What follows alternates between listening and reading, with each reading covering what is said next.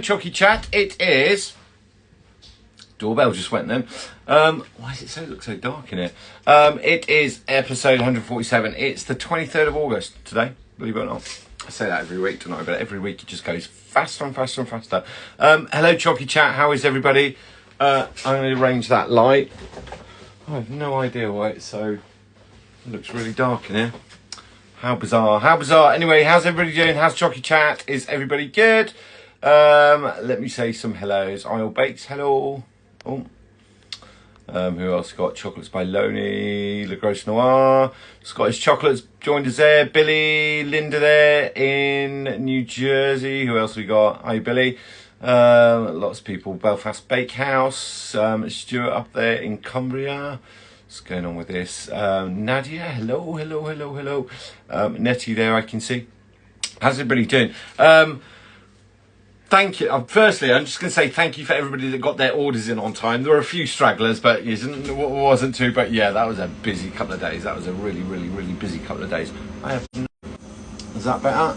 That's a bit brighter, isn't it? I don't know what's going on there. They always play with stuff on Instagram, don't they? Just when I think it's all settled, they change something on it. So, Creative Confections, hello from California. Hello in California. God, you got people in Guatemala. Evelyn, I can see. Dolce Mara there down in South Africa. People over. Busy week. I did a couple of posts, so I'm gonna talk to you about a couple of things that are happening. We're taking a break, so the all the orders came in. That was a bit busy. That kept us on our toes. Not complaining, but wow. We spent the last day and a half just topping up madly.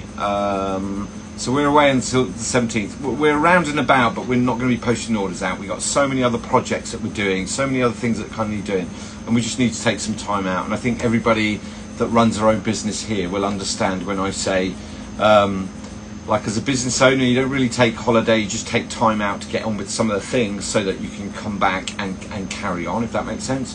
So we're away till 17th September.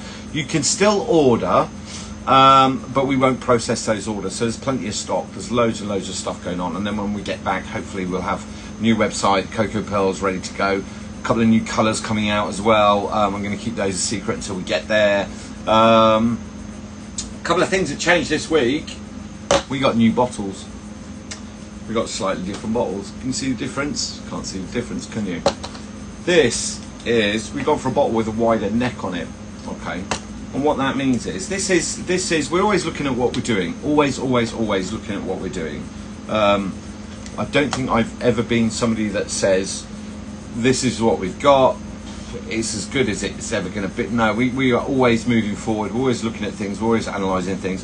One of the things that we do, particularly with the butters, is we have what we would call identifiers.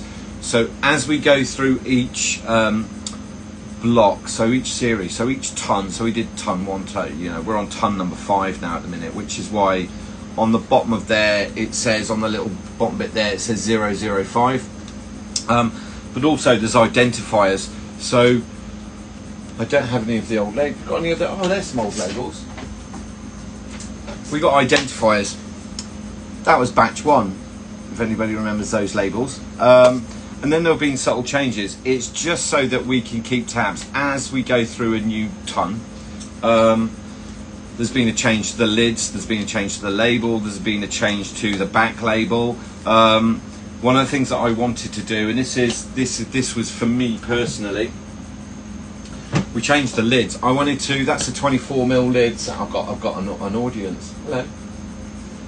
Sal's going to come say hello. Come say hello to Chocy chat. Hi. Hello.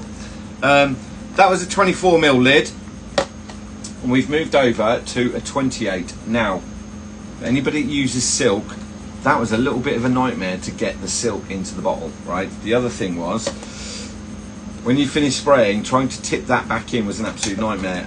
So we got to a bigger lid, and it's a 28mm, and it's going to have a snap lock on it. So it's a so it'll be tamper proof once we get all those done, because there's a little ridge there. So same bottle, just a different top on it, but like I said, it's a little bit easier to kind of get the stuff in and out of, and it's still got the same flip top.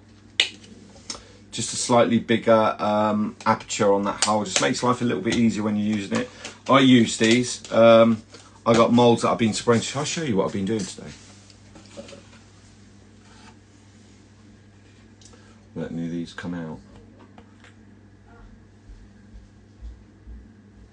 So, are you making chocolate? So I do use the butters.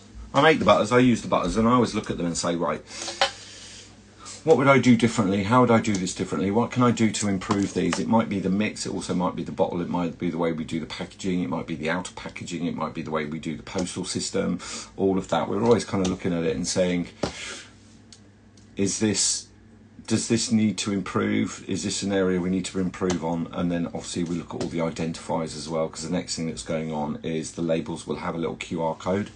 So there'll be a QR code on the front, and then also on the reverse is a scanner that gives me the traceability bit, so I don't have to handwrite everything down. So it's just going to make life a little bit easier, right? We like life a little bit easier. We've got to do things that make life easier. So we got a question. I'm going to talk about caramel in a minute. So let me scroll back. Paula's there, Zaid's there. Made chocolates, hello. Amazing grazing, Bridget, hello. Erin, I want the petals. When are they purchasable? I'm hoping to release the pearls. The labels are just coming back. The bottles are there. The stock's done. We're just waiting on one final label, and it's going to coincide with launching a new website, because it will all be there along with the information on how to use it. Tentatively, we had a discussion about an app. I don't know whether we're going to do that or not yet. That's just might be something we discuss while we're away. So yeah, I'm hoping the end of September, certainly start of October, they'll be ready. They're temperature sensitive, so I can't really post them in warm weather. Otherwise, it's just going to seal as one big clump. So I need to be careful with the pearls. It's not like the butters where, you know, it's a solid mass, and they're not that. We've posted them out to people in 35, 36 degree heat, and they've been absolutely fine. People in Arizona were getting them, and it was 100 and, I think she said it was 108 when it arrived, and they were fine. So the pearls are a little bit more sensitive than that, so I just don't want to post those out and they melt. Made Chocolates is saying hello. Oh, Sam was run off. I'm on my own again. Paula's there. How are you? Loney's joined us. Loney post. Loney, there's some huge bars that you posted earlier. Is that one between three? How can I find a job in your chocolate factory? We have no employment positions at the minute. I'm sorry. Temper's asking me, do you boil your fruit caramels once or twice? I have 2 recipes, one each method. The once boil method doesn't taste much of caramel, just fruit, more like a compote. Yeah, fruit. Do you know what? Fruit caramels. I don't know. I mean, it's sugar. It's sugar and fruit puree, and then we would boil it up, but we don't boil it as high as we would boil caramel. Therefore, you don't get that caramelized flavour. With fruit caramels, you don't want to, like if you made a dry caramel and it was a dark amber caramel, and then you tried to deglaze that with a fruit puree, you would lose all those fruit puree flavours. So what happens with fruit purees is we tend to do equal amounts of sugar to puree and then bring that up to temperature, and then we use a fat, so whether it's a chocolate, cocoa butter or butter, possibly some cream as well. We'll boil it up to kind of 104, 107, whatever it is, sometimes even higher, and then use the fats to solidify that and to bind everything up. And fruit caramel is difficult. You can do the dry caramel with the really perfumed fruits. When I think about, not mango, but you know, passion fruit, lime juice, lemon juice, you can do it with that and you end up with a lovely flavour. I cook them once, certainly don't need to cook them twice, and I certainly wouldn't use a dry caramel. It's more, honestly, if you think about fruit caramels, they're more of a jam than they are anything else, right? But without the pectin, right? Any chocolatiers or chocolate shops in Orlando area, Bonita Springs, Florida, will be there tomorrow. The Amazing Grazing, if there's anybody there, get in touch with The Amazing Grazing. She's in Orlando tomorrow. There's a couple of people in Florida, but Florida's a huge state, right? Huge, top to bottom. What else have we got? Ron's Bonbons. Hi, Ron. Ron posted some lovely stuff today. Ron, I love that black... I love that black dome that you do with the, I think you've done the red luster on one side, and then, well, you sprayed it black on one side and the red luster on the other. It's just so eye-catching. I'm planning to do some naked designs, no cocoa butter, and I'd like to do the marble effect, and not sure how I could do it. If you've got the let me explain. The marble effect with like duo of chocolate, it's nice, but it's quite wasteful. Okay. One of the options is, let me get a mould. Oh, I got new moulds this week. That's not a new one. Don't you love new shiny new moulds day? Not that my others are in a bad state, because they're like 4 or 5 years old now. But you can obviously tell the difference, right? With that marble effect, one of the things you can do white chocolate, right, and swirl it in yourself with a paintbrush or what have you, as long as it's tempered, right, and then shell with the dark chocolate. So that will work for you. If you want to mix two, you're going to need to temper both bowls together. So like a milk chocolate and a white chocolate, or a dark chocolate and white chocolate together, and then you've got to combine the two. So you're going to kind of layer them up. So in the third bowl, you do different layers. Give it a swirl with a stick, and then just pour like you would normally. The problem is what comes out is now mixed, so you've got to blend it so you end up with a half milk, half white chocolate, and it ends up looking a little bit thin. Naked chocolates are nice. I would just shell with one. Hello. Are you going to come say hello? Yeah. Sophia's going to come say hello. Hi, look at them with their hair down. We're on holiday now, aren't we? We're in holiday mode. Does that mean we're getting up at like midday tomorrow? No, it's not going to happen. What was I saying? So it ends up being really wasteful. I think if I was going to do naked chocolate, like I do not mind just shelling in a dark chocolate and putting a dark chocolate ganache in it. I've said this so many times. Don't be afraid to try simplicity. It's lovely having all the colours. And I love using my colours. I love painting. I love the creative side of it. Just occasionally I do have some private customers who just want plain dark shells, dark chocolate, orange, low sugar ganache in it, and they're over the moon. They're absolutely epic when I do that. They absolutely love them. So the marble effect is nice, but it can be a little bit wasteful because you just end up with white chocolate. It's all mixed and you can't really do anything with it. You've got to blend it again. So it can be a little, just be careful of that. It can be a little bit wasteful, right? I think by far the best way is to even with a clean finger or like gloved finger, is just to swirl around the white chocolate and then a little bit of milk chocolate and then shell with dark. It's probably less wasteful to do it that way.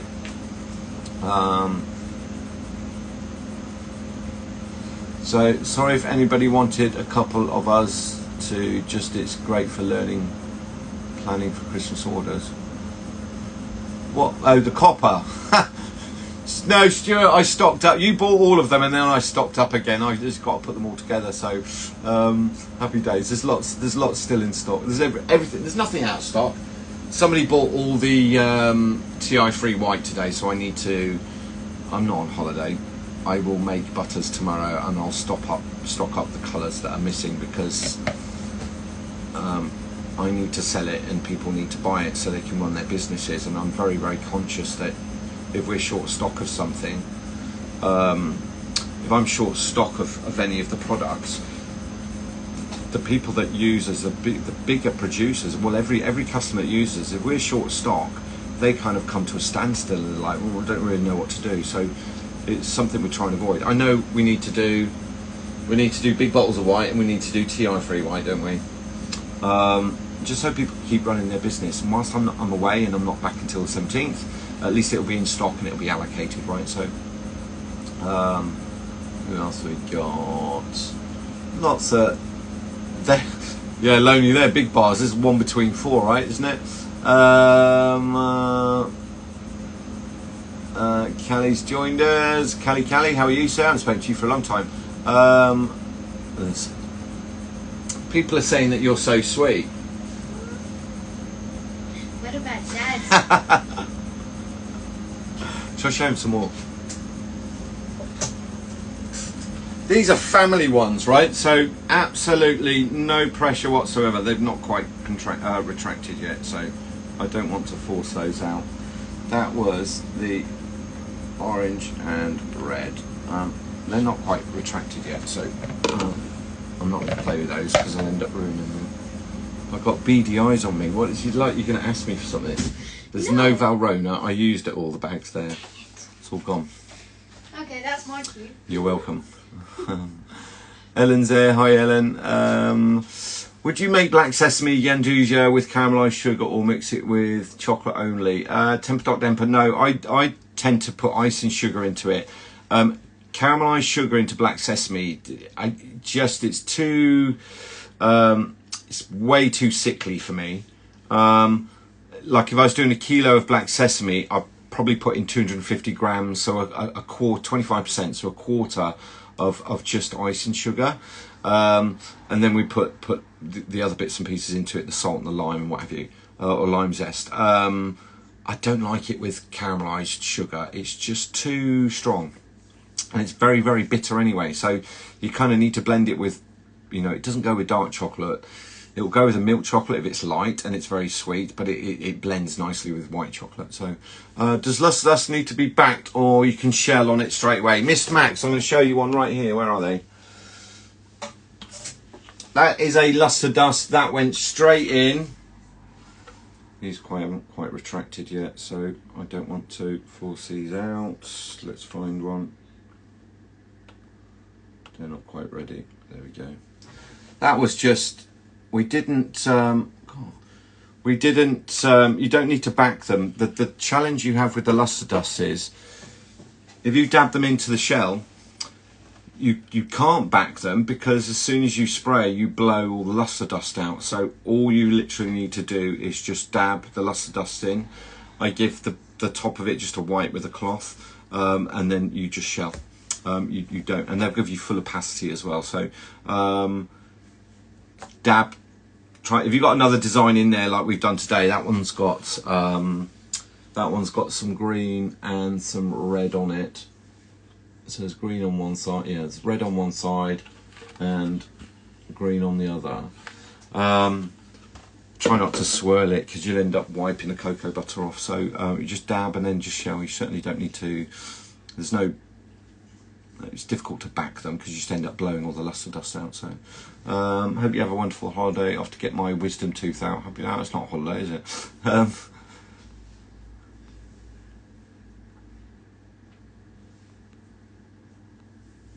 Chocolate creams, hello, how are you, sir?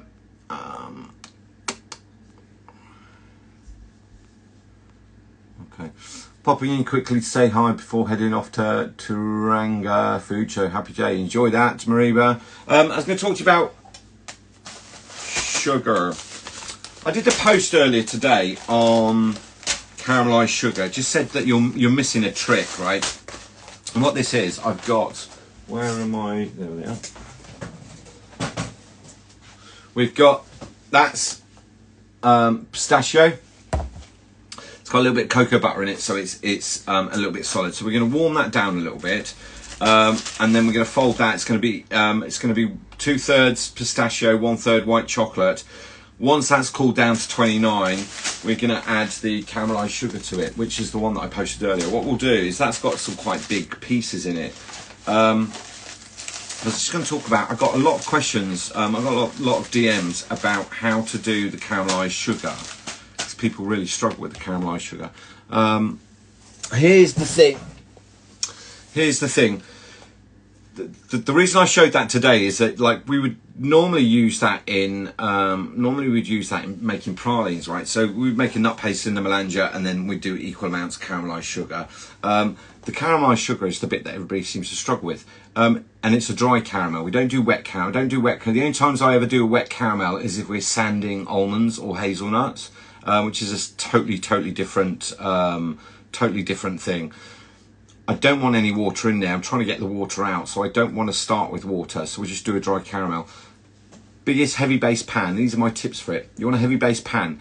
The thicker the base of the pan, the better, because it holds the heat and you don't get hot spots, okay? Generally speaking, if we're making a dry caramel, we would then go on and make a caramel filling, but we're not. We're just going to make the dry caramel. Thick based pan. I tend to put mine onto, a medium heat, and I kind of leave it, I put it on a low heat, and I just leave the pan on for like 4 or 5 minutes, just to get really, really hot. the couple of people that messaged me that said when they put the sugar in, it burns too black and they can't, like, they lose control of it. Here's the thing. Heavy base pan, we put it on the stove, we just let it get dry and warm, so there's no kind of moisture, condensation, nothing in that pan, so the pan's hot. The sugar we will tip in. To start with, I always use a wooden spoon, don't use a metal spoon. I know the laws are, but I have 2 wooden spoons that we just use for caramel work, nothing else. Is that weird? Like I put my thumb up like that and I get a thumb up on the screen, but I don't know what that's about. Small amount of sugar. You always stir with dry caramel. So we got heavy base pan, it's been on the heat. The amount of sugar that we put in at the beginning, if I had a measure, if I was going to try and do a kilo, 1,000 grams of dry caramel, that is an 80ml pot. That's probably the amount that I put in the pan at the beginning, okay? And we would stir. What those little individual crystals, eventually they will melt and they will turn to what looks like quite a grainy liquid, okay? If we keep heating that, it will burn around the edges. So we have to keep stirring and we have to keep mixing it, okay? The next, and the pan gets really hot. The pan gets up to 180, okay? The next amount of sugar that goes in cools the pan down.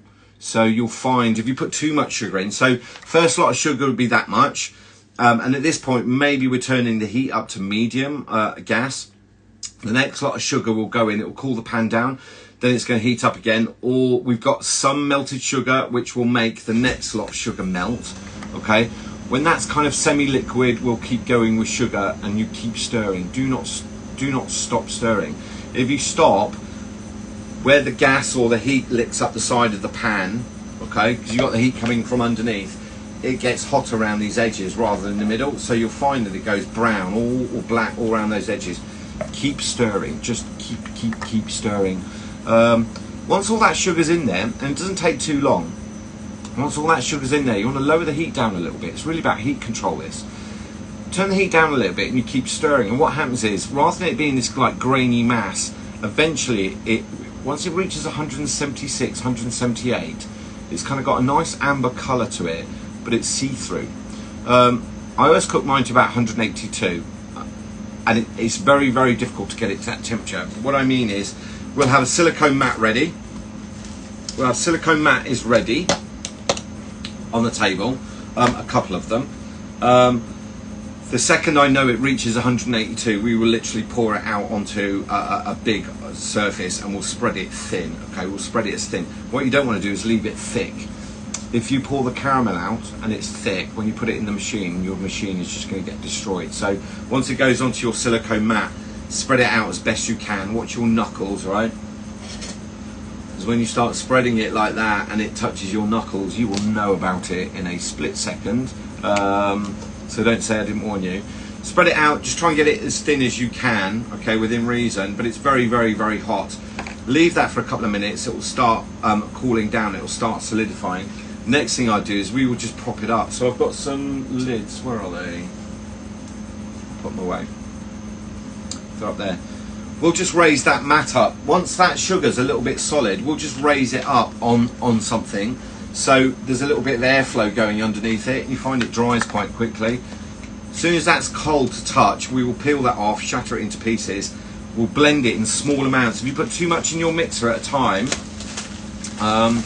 one, you're going to damage your machine. The other one is that it's going to take too long and the heat's going to go up with the friction, and then you're going to end up with caramel wrapped around the blades, which is not what you want to do. So in terms of volume, like if I was making a kilo, I would probably blend it in 5 parts, right? So 200 grams at a time, probably even less than that, 150. If you put too much in the machine, it blends down, and what happens is at the bottom you end up with a really fine powder and then huge chunks left up at the top. So goes on silicone mat, we dry it, we raise it, just get a little bit of airflow in it. As soon as it's actually dry to the touch and cold, we'll break it up, put it into the blender, blitz it, it will go into a bowl, and then I ended up with that one. I said put it in an airtight jar, okay? So that looks quite powdery, but there's some quite big chunks in there. What we'll do with that could go on and make pralli. The reason we put it in a Ziploc is if I put it in an airtight jar, if any moisture does get into it, it sets like concrete. It just sets solid. So now you need a screwdriver to start digging it out.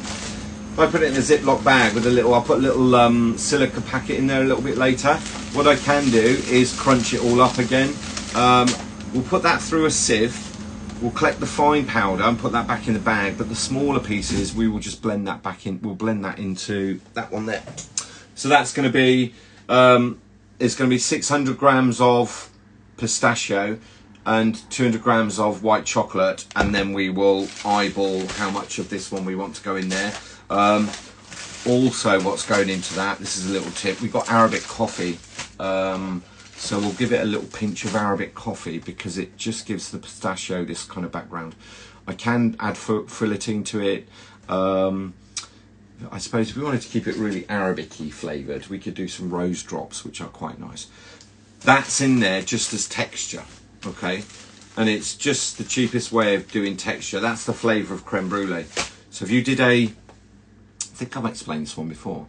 If we did a milk chocolate shell and we did a vanilla white chocolate ganache and filled it, before I cap it, I'd leave myself a little bit of room, okay? And I'd just carefully put a little pinch of that into each cavity, and then I would cap, because that's what will give you the flavour of creme brulee, not vanilla. That's not the flavour of creme brulee. It's the sugar. And like I said on that post today, if you think about the eating habits of most humans, right? So the people that like cheese and savoury things, you know, you get the really nice cheese biscuits. You know what I'm talking about here. You know the really nice cheese biscuits that have the salt on it. They'll bite the little bits of salt off it. It's the same with those little pieces of sugar. They're little treasures that would be found, but they won't dissolve because there's no liquid in there for them to dissolve into. Certainly when we're doing pralines and ganduja.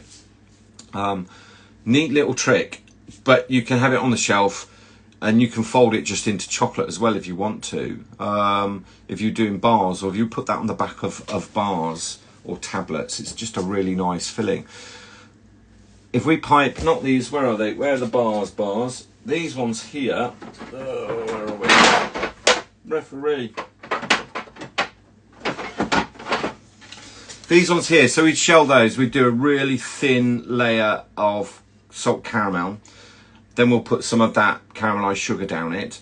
And then we'll put a hazelnut ganduja over the top of it and then cap that. But normally do that with a caramelised chocolate, and that's really, really, really nice. Salma's getting hungry now, aren't you? Yeah. I hope that answers that.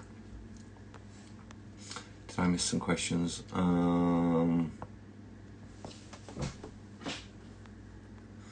Let me scroll back because it's all jumped forward. Right, bear with me a second. Lots of new names here. If you've got questions, fire them away. If I know the answer, I'll answer. If I don't know the answer, I will tell you I don't know.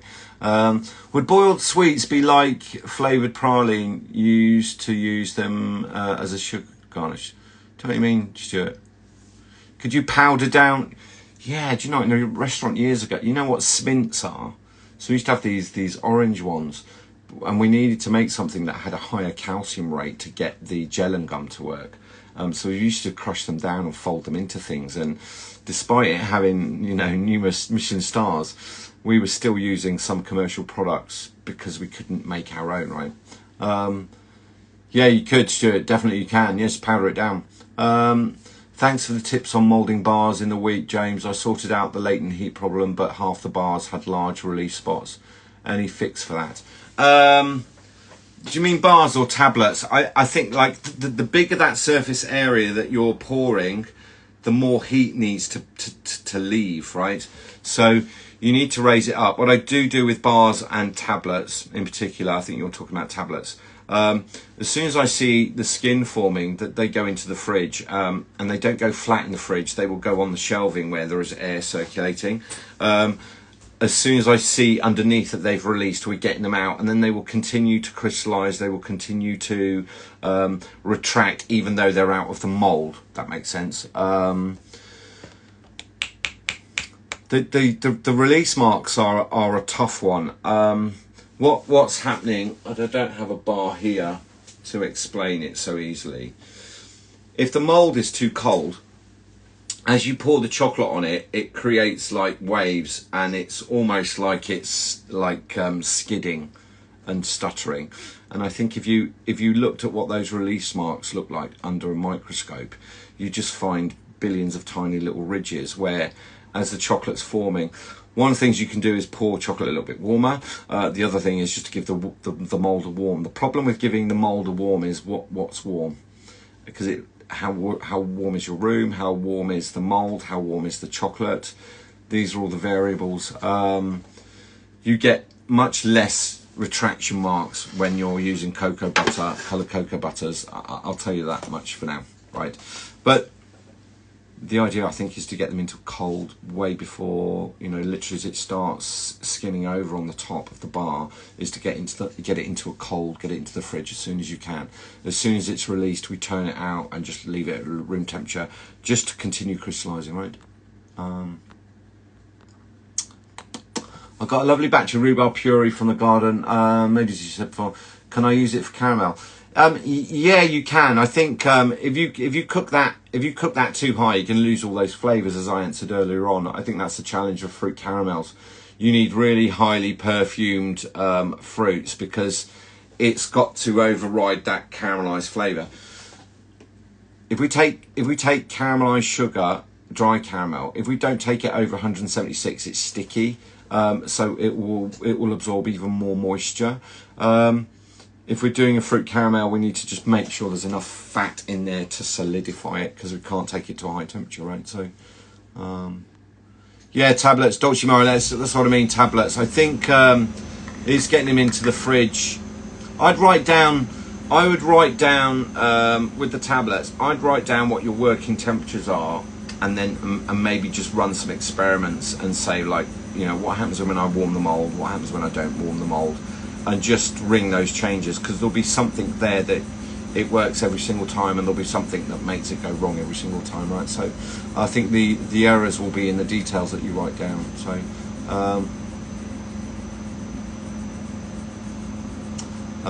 the release spots were more on the tablets that were poured at a cooler temperature, so that makes sense. Yeah, if it's difficult for me to explain, right?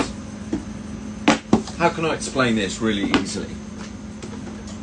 If that was a cold surface, okay, if that was a cold surface and we poured chocolate down it, it wouldn't run in one go. It would jump, right? It would jump and it'd start doing that, okay? But it's microscopic, so you can't see it. That's what those release marks are, is like they're skidding as they go along. As more mass gets poured on, the outside area is warmer, is cooler, so this is why you always end up with this ring in the middle. I know some people say, like, warm the moulds. I'm just not a big fan of warming moulds, because what does that mean? What is warm? What temperature is warm? Do you know, I think if I was going to give some advice, it would be, I would put the hairdryer on full power and I'd give it 5 seconds, not 6, because it's measurable, right? So what is warm? And this is the problem with chocolate. You know, somebody wrote something on the forum the other day. I noticed it because it popped up in a feed, and it said, I've got coloured cocoa butter. What temperature do I need to warm it to after I've tempered it? And somebody wrote 35. It's just like, it's just so misleading. Once you warm, if you've got a tempered chocolate or cocoa butter, if you warm it up, you're going to damage the beta crystals on that warm up, okay? Once you reach 33.8, all those beta crystals are gone. So you've still got cocoa butter, you just don't have those crystals formed in there. So it is not going to behave as predicted. Simple as that, right? There is no way round, there's no easy way round to explain that. It is really warm in here, isn't it? I'm absolutely roasting. Let me open this. It's really warm in here. I've got shells up on the top here. I think it's all the lights that I've got on, so very scary.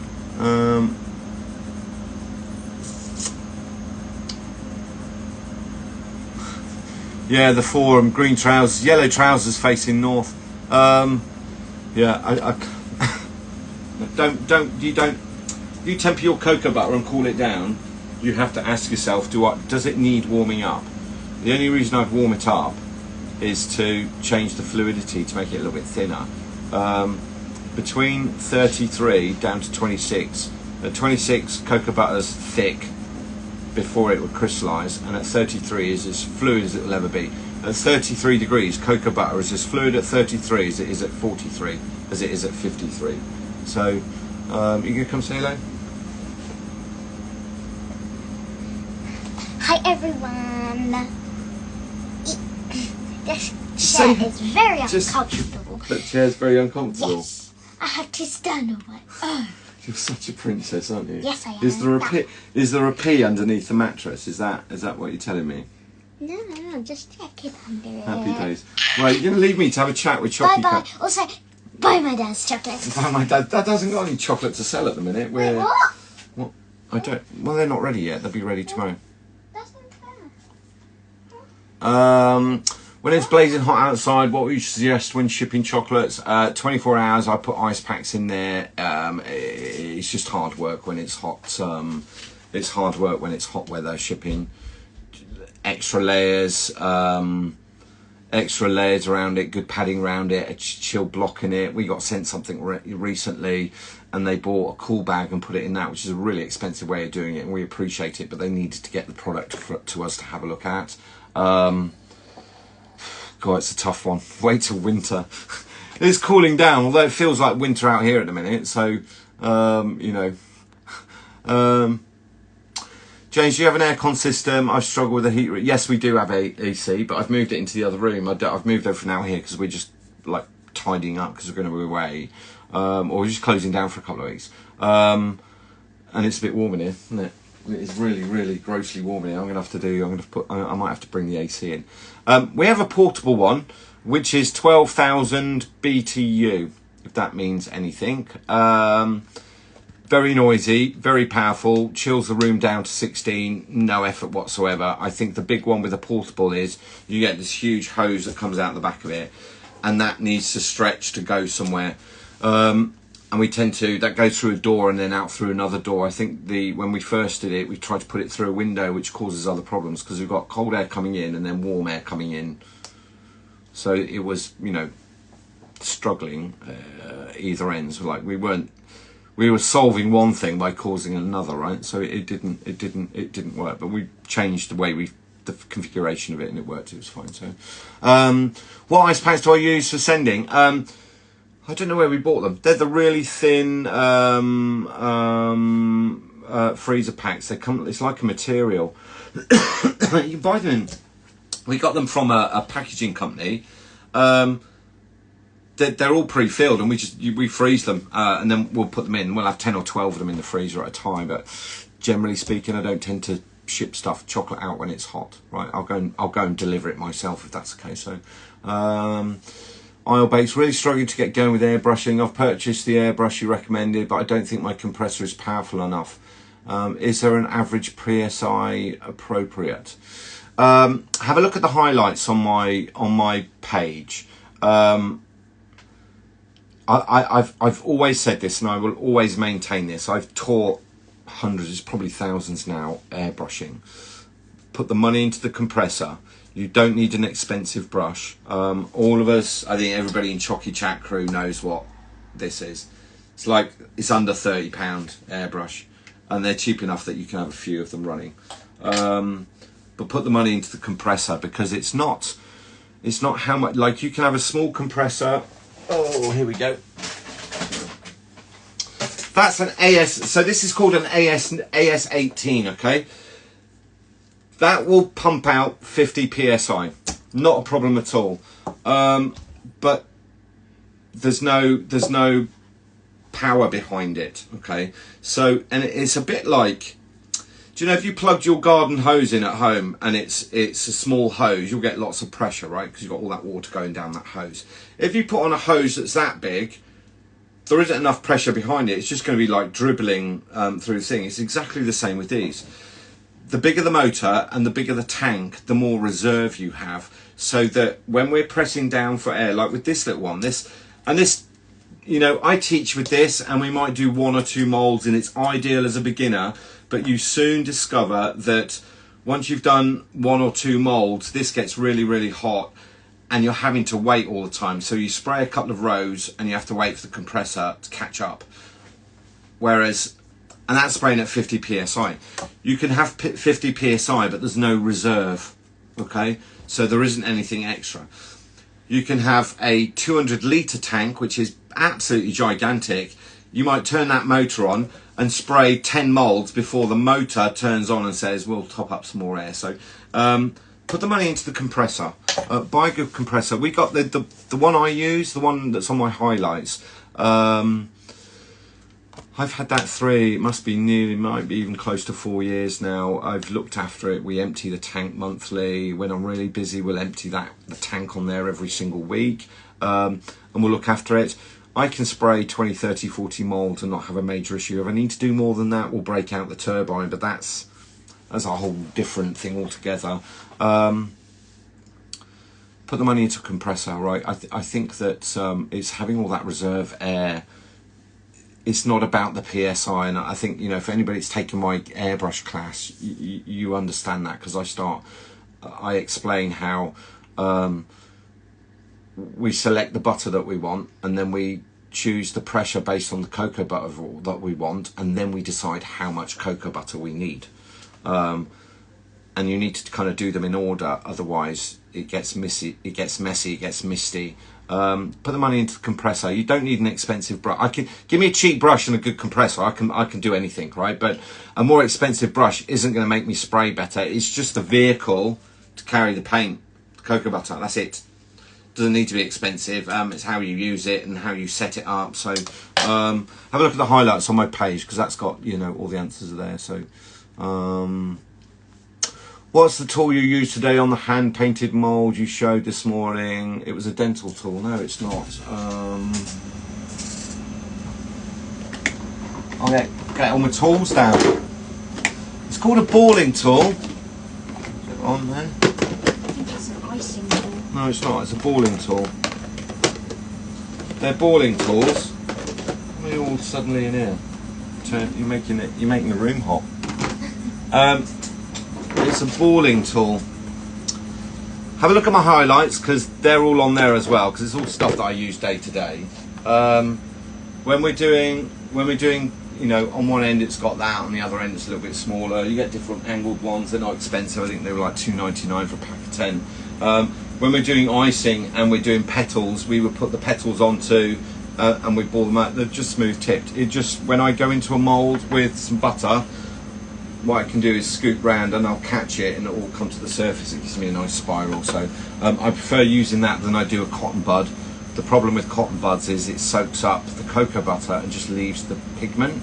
So after you've used it a few times, what happens is you haven't got any cocoa butter in there, and people soon discover that when they turn their chocolates out, there's just like a load of powder there. So yeah, I kind of prefer those. They're cheap and affordable, I should say. And they're easy to get hold of, because that shop named after a giant river in Central to South America supplies them, right? So hearts from my hand, I don't know what that's about. Just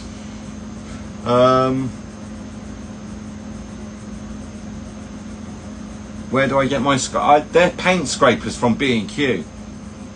I don't go in for this. I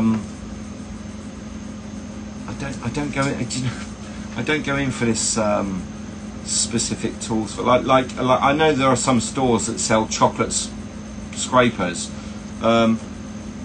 I can get the same thing from B&Q or from a hardware store, right? It just needs to be able to scrape.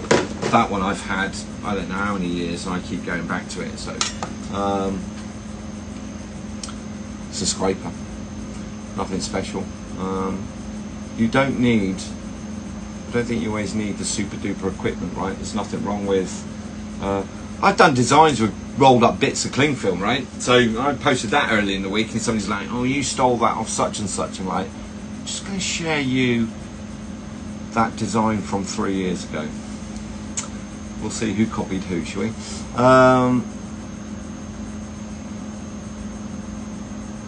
May, you moving in May chocolates, you're moving into a new kitchen. I saw some photos, you need to share that. Yeah, Evelyn, I don't know what that's about. I put my thumbs up and I get, like, I don't know, high fives and all sorts of things.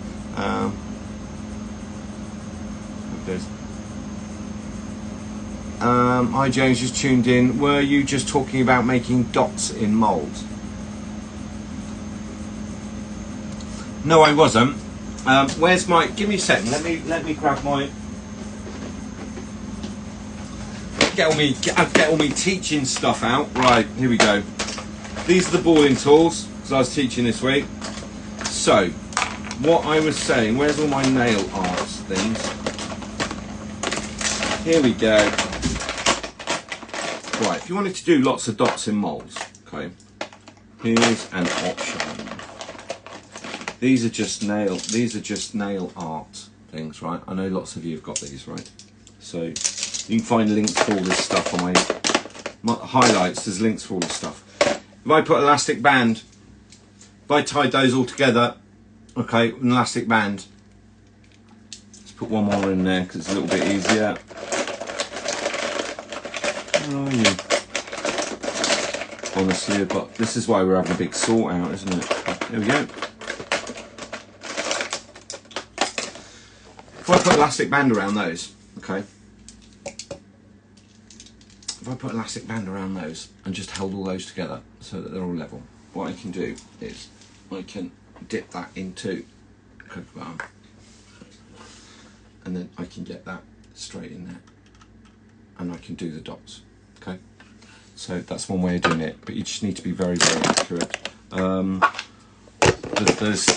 was a couple of really good suggestions on the Chocy chat page, and one was to use, one was to make a shell, and then of chocolate, and then put holes in it, just by heating one of those and putting holes in it, and then using that as a stencil. So that's one way of doing it.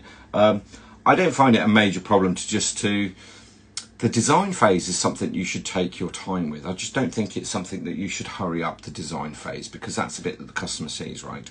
You need to work on flavour and taste. Shelling's purely mechanical, capping is purely mechanical, putting boxes together is just the most boring thing ever. You need good music and a pot of tea for putting boxes together.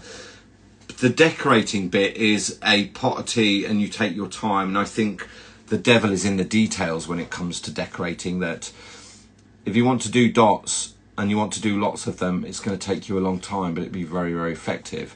Or you can do it really quickly and not have dots, and it's not as effective. And this is the trade-off, isn't it? It takes a long time.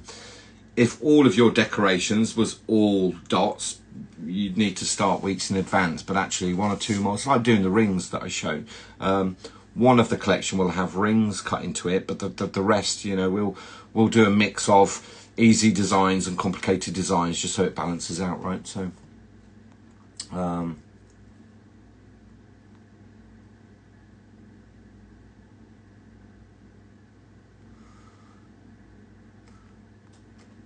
May, you need to, May chocolates, you need to, I'd like a tour when you're finished, please. Looks very nice. I might be the one person that doesn't mind folding boxes. I don't mind folding them. It's just not very inspiring, is it? It's like, you know, music's got to be on and lonely. I don't feel like I'm being creative when I'm stood folding boxes. I just kind of feel like I'm an employee. I don't like that. All right, Catherine. Yeah. Honestly, the dots. Like I like them. I just think they're nice painted, not all the same colour. You know, it's a case of one at a time, right? I tell you what does help is if you get an ice pack. If you put an ice pack underneath so you can get the big square ice packs that are about that size. Set that on top of it, and then as you do the dots, when you put them in, they just sit still. Take the butter a little bit cooler. Take the butter down to like 26. And then you can line them all up, and then just, you know, go ahead and paint, right?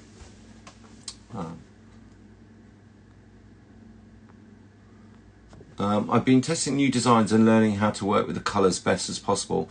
I've made dozens and more. I've learned so much. Thank you. I'm getting somewhere. You know what I'd say is like with the designs is and I don't have a collection here. there are not that many designs. What changes is the colour. So here's the thing. If you understood the technique, so if I know how to do ripples, so if you know how to do ripples, then we can do it with type A, type B, type C. If we know how to do fades, so we can spray one half, flip the mold and spray the other half. So we've got like that design there. Okay. Yeah. So on one side it's orange and on the other side it's yellow, right? So that's just a fade.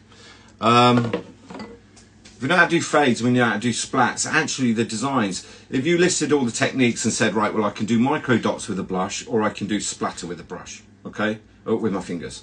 So you would change the colour, right? And then you say, right, well, I'll do a fade and I'll do one with orange, one with yellow. I could do another one with maroon, another one with silver, and I can do another one with blue and another one with green. And those splats will sit inside it as well. So we could do dots of black or dots of white, dots of red, dots of pink, whatever. It's listing all those. It's the same with doing like the ripples with the airbrush. That's, here we go. That's ripples. These aren't quite ready to come out. I've literally just shelled these. Okay, that's ripples, but that's done with gunmetal grey and then affinity behind it, right? So if you listed all the techniques in terms of design, if you listed all the techniques, if you then change the colours, that's what gives you the creative side. There aren't that many techniques. We can splay a block colour, or we can do splatters in it. We can do fades half and half, or in 3 or in 4 if you want to be really technical. We can do ripples, and we can do designs afterwards. I think what everybody's enjoyed with the luster dusts is you can spray half fade like Ron does. He does black on one side and then does the red chrome, and it's so effective. It's really, really so effective. It's really, really beautiful. There are not that many techniques of spraying. What there are the different colours that you can change that with, right? I think it's worth writing down those. What are the techniques that I know? Whether it's doing the marble effect, I like it done with the cling film. I do it with the cling film, and we do the green, the forest green and white, and then we back it with the copper because it's a bit more visual. We did back it with the bronze, but it just wasn't deep enough in terms of colour. So like there's the marble effects, there's the rings, there's the fades, there's the swirls, there's the one that we do with the stick, do you know, where we scoop that. But if you have a look through my page, I think there's lots and lots and lots of ideas for designs, and then what you would do is just change the colours on it, right, and go around it that way. I am roasting in here. I'm gonna have to go and get the AC on. I don't know why. It only says it's 25 degrees, so yeah, people think the ones like marbles are cool and it's easy. It's all easy after you've done it a few hundred times, right? So happy days.